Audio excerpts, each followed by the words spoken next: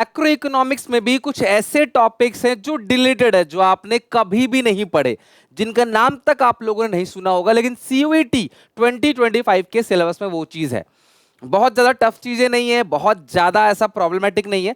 मैं कोशिश करता हूं नेक्स्ट 10 मिनट्स के अंदर आपको सारा टॉपिक करा दूं। तीन अलग अलग चैप्टर में वो चीजें हैं। सबसे पहला नेशनल इनकम के अंदर है, मनी बैंकिंग के अंदर है और बजट के अंदर है। इन तीन चैप्टर में कुछ कुछ पॉइंट्स हटके हैं और वो मैं एक एक करके सारे के सारे बता रहा हूं। सबसे ज्यादा जरूरी और जो थोड़ा सा रियलिस्टिक है, जो पूछा जा सकता है, मैंने आपसे कहा था कि जब आप एग्जामिनेशन हॉल में जाओगे ना, एक भी चीज ऐसी नहीं होगी जो छूट जाएगी। तो ये बहुत सिंपल है, छोटा सा फॉर्मूला जो आपको याद करना है।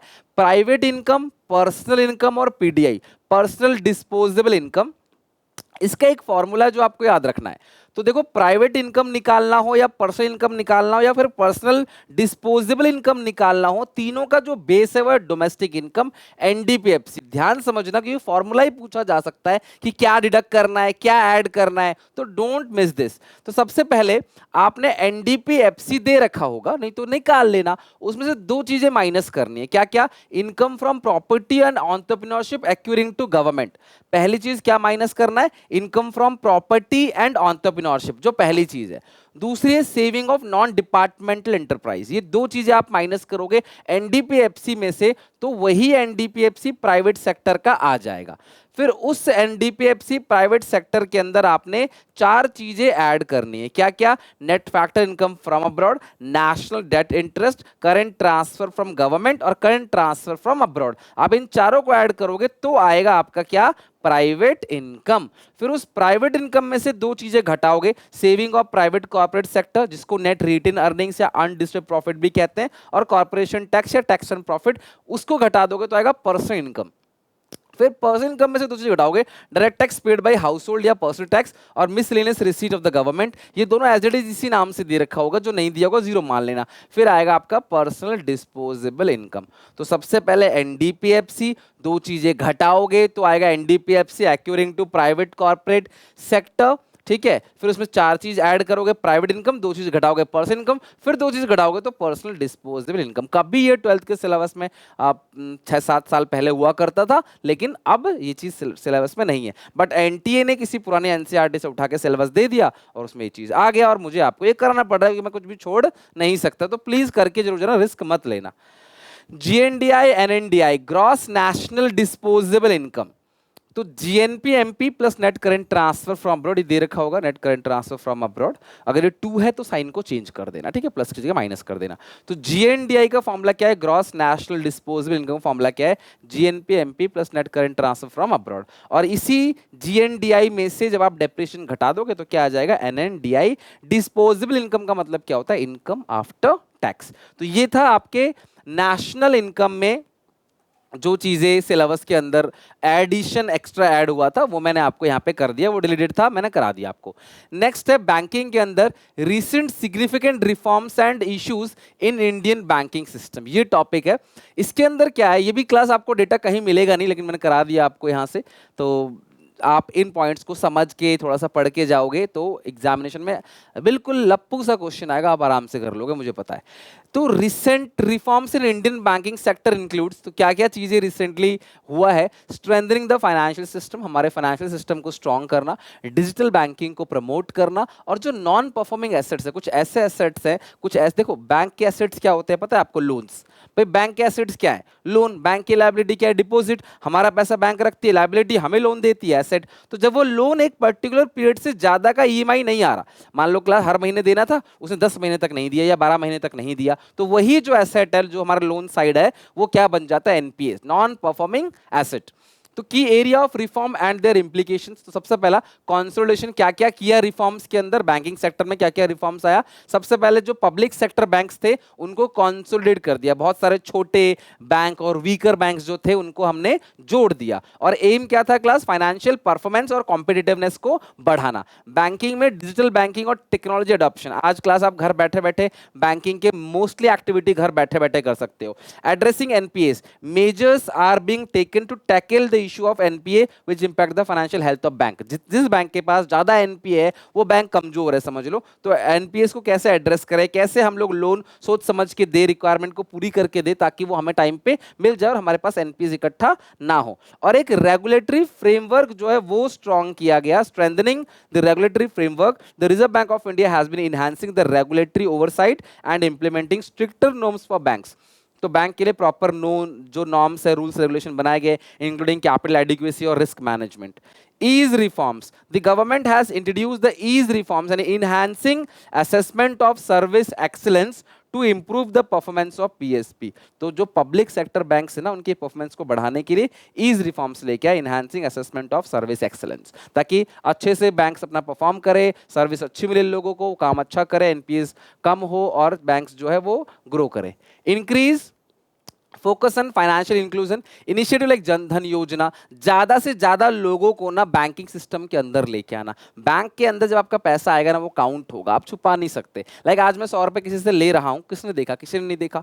लेकिन अगर 100 रुपए मेरे बैंक अकाउंट में आता है तो वो दिखता है, तो आप ऑनलाइन पेमेंट करते तो सेफ रहता है, सिक्योर रहता है, प्रूफ रहता है, कोई इनकार नहीं कर सकता, वो सरकार की रिकॉर्ड में भी आ जाता है। तो लोगों को फाइनेंशियल सिस्टम में लेके आना, डिजिटल पेमेंट्स को प्रमोट करना ताकि सारी चीजें क्लास ऑनलाइन हो, डीरेगुलेशन और liberalisation. The banking system has undergone deregulation and allowing for increase in competition, more flexibility for bank in setting interest rate and offering services. अच्छी सर्विस ऑफर करो, low rate पे loan दो, ये सब competition बैंकों का चलता रहता है आगे बढ़ने के लिए। Focus on financial stability, measures are being taken to ensure the stability of the banking system, banking sector, including increasing capital requirement, improving risk management practices। तो जो फोकस था वो फाइनेंशियल स्टेबिलिटी के ऊपर था। तो ये जो पॉइंट्स आपने पढ़े वो सारे के सारे बैंकिंग सेक्टर के रिसेंट रिफॉर्म्स के बारे में आपने देखा। नेक्स्ट है प्राइवेटाइजेशन। आप सबको पता है सरकारी कंपनियों को धीरे धीरे उनके शेयर्स को प्राइवेट कंपनी के हवाले कर देना, ओनरशिप को ट्रांसफर करना, उसी को क्या बोलते हैं? प्राइवेटाइजेशन। तो privatisation the banking sector particular in India involve transferring ownership and control of public sector bank to private sector investor. तो पब्लिक सेक्टर बैंक से ओनरशिप हटा के प्राइवेट बैंक्स को दे देना, प्राइवेट सेक्टर इन्वेस्टर्स को दे देना। This shift aim to enhance the efficiency, competitiveness और financial stability in the banking system. The government strategy includes, इसके अंदर क्या क्या चीजें इंक्लूड है? Reducing stake of PSB, public sector bank के स्टेक्स को कम करना, मर्ज करना, जो वीकर बैंक से स्ट्रॉन्गर बैंक के साथ मर्ज करना। जैसे आपने देखा होगा कि जैसे एक आंध्रा बैंक था उसको यूनियन बैंक ऑफ इंडिया में मर्ज कर दिया गया, उसी तरीके से इलाहाबाद बैंक है और कई सारे बैंक है जिनका ना मर्जर हुआ है। Reason for privatisation, increase efficiency. भाई प्राइवेट सेक्टर के हवाले जाएगा तो एफिशिएंसी बढ़ेगी, टाइम पे कस्टमर को डील। सरकारी बैंक में क्या होता है? लंच चल रहा है, आओ जाओ, कुछ पता नहीं है भैया, बार बार भगा रहे हैं छोटी मोटी चीजों के लिए बार बार। प्राइवेट में थोड़ा सा कम होता है। और फॉरेन इन्वेस्टमेंट, बाहर से इन्वेस्टमेंट भी आएगा, कॉम्पिटिशन भी बढ़ेगा, सरकार का जो बर्डन है ना वो भी कम होगा, रिस्क मैनेजमेंट भी प्रॉपर होगा, पैसा डूबेगा नहीं, सोच समझ के रिस्क देते हैं, लोन देते हैं। इनोवेशन और ग्रोथ, काफी ज्यादा ग्रोथ और इनोवेशन भी होगा। तो ये सब कॉमन पॉइंट्स है जो प्राइवेटाइजेशन के अंदर इंक्लूड है और ये बैंकिंग के अंदर ही है। लेकिन चैलेंजेस क्या है? Job losses. तो भैया प्राइवेटाइजेशन में पैसा कमाने के लिए वो आएंगे, नौकरियां खा जाएंगे लोगों की। सोशल रिस्पॉन्सिबिलिटी जो है वो मे भी पूरा ना करे प्रॉफिट मोटिव के चक्कर में, कॉस्ट काफी बढ़ जाएगा, गवर्नमेंट का कंट्रोल जो है, loss of government control could lead to shift in focus on providing financial inclusion to supply maximum profit. तो भैया लोगों को मतलब पागल बनाएंगे और मुनाफा कमाएंगे। भाई प्राइवेटाइजेशन जहां पे होगा लोगों का कटना चालू हो जाएगा। एग्जाम्पल्स जो प्राइवेटाइजेशन का है इंडिया में, the government has announce plan to privatise 2 PSB, 2 public sector bank का सरकार धीरे धीरे प्राइवेटाइज करने वाली है। The specific banks to be privatise have not been officially name, but some analysis, name नहीं पता बट पीएनबी और बैंक ऑफ बड़ौदा जो है वो मतलब अनुमान लगाया जा रहा है। Government is also considering merger of some PSB like largest strong banks को मर्ज करने का भी सोच रही है। In conclusion, privatization in banking sector is complex issue with potential benefit and drawback. Obviously, class privatization एक complex issue है जहाँ पे कुछ फायदा कुछ घाटा है। While proponents argue for improve efficiency, जो privatization के फेवर में वो कह रहे हैं efficiency बढ़ेगी, competitiveness बढ़ेगा, सरकार के ऊपर burden कम होगा, है ना, जॉब। लेकिन घाटा क्या है क्लास? सोशल रिस्पॉन्सिबिलिटी जो हमने पढ़ा है वो सारे के सारे नुकसान है। तो फायदे घाटे दोनों के फायदे घाटे अपने अपने हैं। तो आपको देखना है कि प्राइवेटाइजेशन का फायदा ज्यादा है या घाटा ज्यादा है, उसके अकॉर्डिंग आपको काम करना है। नेक्स्ट है मॉडर्नाइजेशन। मॉडर्नाइजेशन का मतलब तो सिंपल है, in the Indian banking system through the various reform has aim to enhance efficiency बढ़ेगा, मॉडर्नाइजेशन में स्टेबिलिटी आएगी, कंपटीशन बढ़ेगा, also expanding the financial access and promoting digital transformation, digital currency जैसी चीजों को प्रमोट करना। These Reforms include like improving capital adequacy, risk management, and adoption of technology, as well as initiative like Jan Dhan Yojana and insolvency and bankruptcy code. एक insolvency और bankruptcy code भी है जो rules regulation है एक तरीके से बैंकों के लिए. की एरिया ऑफ मॉडर्नाइजेशन कैसे किया जाएगा? फाइनेंशियल इंक्लूजन, ज़्यादा से ज़्यादा लोगों को बैंकिंग सिस्टम के अंदर लेके आओ, जैसे जनधन योजना के अंदर लाया गया. डिजिटल ट्रांसफॉर्मेशन, डिजिटली क्लास वो पेमेंट करे, डिजिटल उनको पैसा मिले. स्ट्रेंथन गवर्नमेंट रिस्क मैनेजमेंट, तो जो रिस्क मैनेजमेंट है सरकार उस पे काम करे. कंपटीशन और एफिशिएंसी पे काम करे. रेजोल्यूशन ऑफ स्ट्रेस एसेट, कुछ ऐसे एसेट्स है जो स्ट्रेस एसेट्स है, तो भैया इंसॉल्वेंसी और बैंकरप्सी कोड को लाया गया ताकि क्लास जो भी नॉन परफॉर्मिंग एसेट्स है ना उनका इलाज किया जा सके कि भैया बैंकिंग सिस्टम की हेल्थ को वो खराब ना करे.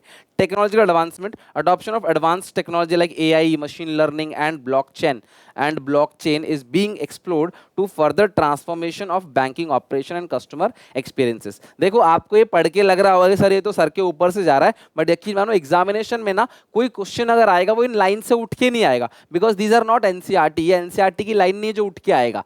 ये सिर्फ आपको इस लायक बनाएगा कि वो जो भी क्वेश्चन एक सिंपल सा आएगा आपको इस लायक बनाएगा इसको पढ़ के कि आप उसका आंसर दे सको. Impact of reforms, improve financial health, banking के फाइनेंशियल हेल्थ जो है बढ़ेगी, एफिशिएंसी बढ़ेगी, प्रोडक्टिविटी बढ़ेगी बैंक्स की, कस्टमर का एक्सपीरियंस अच्छा होगा और फाइनेंशियल सिस्टम बैंक से क्या बनेगा? स्ट्रांग बनेगा. अब जो बजट चैप्टर है उस बजट चैप्टर में ये एक पॉइंट नया ऐड हुआ है, वो है downsizing the role of government, meaning and implication. Downsizing क्या है? सरकारी रोल को कम कर देना. Downsizing the role of government refers to reducing the government involvement in various aspect of economy and society, often through policy like privatisation हो, deregulation हो, public spending को कम किया जाए. भाई सरकार का ये सब काम नहीं है, सरकार के और काम है, तो सरकार इन चीजों को, सरकार का रोल जो है कम करना. ठीक है. This shift to intended to increase efficiency, reduce bureaucracy, घूस वगैरह कम हो जाएगा, मोर फ्री मार्केट इन्वायरमेंट हो जाएगा, और but also can lead to negative impact like increase inequality बढ़ेगी, सोशल सेफ्टी जो है वो खत्म हो जाएगी, अमीरों पे फोकस किया जाएगा और मेन मोटो प्रॉफिट कमाना होगा. अब आते हैं प्राइवेटाइजेशन की बात. मीनिंग और इम्प्लीकेशन दो चीजें पढ़ेंगे. तो प्राइवेटाइजेशन क्या है? ट्रांसफरिंग गवर्नमेंट ओन बिजनेसेस और सर्विसेज टू किसको? Private ownership. Like class state government, central government जो है सरकारी चीजों को प्राइवेट कंपनी के हवाले कर देती है, बेच देती है. ठीक है. This is called privatisation. Deregulation क्या होता है? रिड्यूसिंग और एलिमिनेटिंग गवर्नमेंट रूल्स, रूल्स को कम कर देना. सरकार रूल्स जो है वो नहीं बनाएगी, प्राइवेट रूल बनाएगी, सरकार का रूल कम कर देना. सरकार खर्चा कम करेगी और फ्री मार्केट हो जाएगा, डिमांड सप्लाई फैक्टर के ऊपर रेट डिसाइड किया जाएगा, सरकार कोई रेट डिसाइड नहीं करेगी. इम्प्लीकेशंस क्या है? इकोनॉमिक बेनिफिट क्या होगा? Increase efficiency and productivity through competition. Private के हाथ में चीजें जाएंगी ना तो कंपटीशन बढ़ेगा, एफिशिएंसी बढ़ेगा. Lower tax and government date.